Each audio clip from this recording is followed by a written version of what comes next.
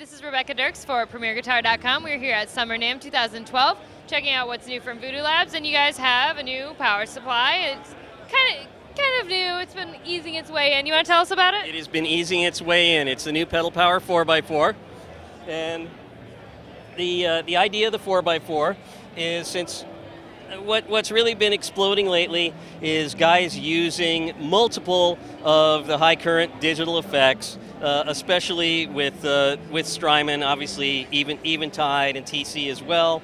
And so 4x4, it allows you to run 4 of the high current pedals in addition to 4 normal battery operated pedals. The high current outputs can also run any of the normal battery operated pedals, and you could daisy chain off them if you want to run multiple pedals. And so we put together a demo board. One other just little note is there was a bit of a technology change. One of the issues in doing a higher powered but audiophile type linear supply is they tend to generate a certain amount of heat. So there were a lot of issues, engineering things that we did to be able to build a power supply that would still be to run cool and be incredibly reliable while being able to power the higher powered devices. And so that's what 4x4 is.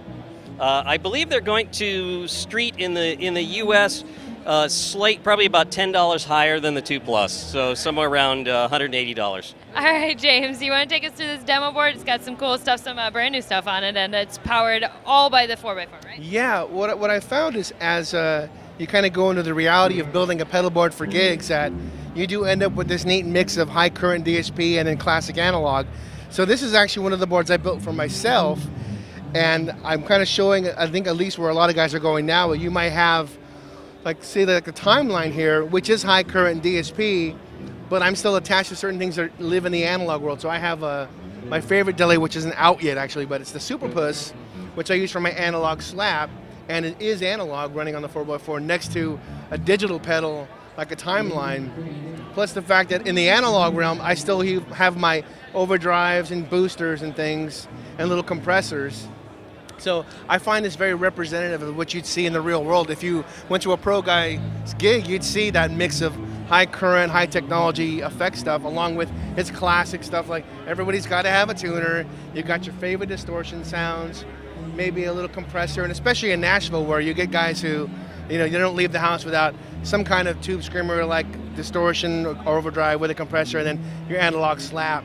So I built this to kind of represent what you'd find here in town. So I've got a little boost here, got my favorite compressor, which is the MXR, actual bass compressor, go figure, which is more like an 1176 circuit with a little slap back, with a long delay from the El Capistan setting in the timeline, and then a reverb coming from the new Flint, which I actually really dig. And then going a little crazy is the little bit of vibrato on that guy.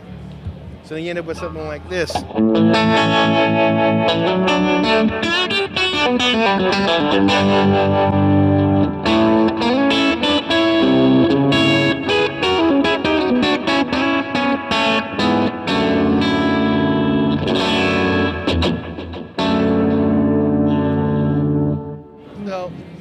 again, it seems like a very simple sound, but you find that it does take a number of pedals to do that. And I know for me, I find that I never have enough pedals. I never have enough ways to power them, and I'm always 3 or 4 pedal boards deep. So I know if I'm in that zone, the fact that I can call Josh and like, hey, we should probably make this.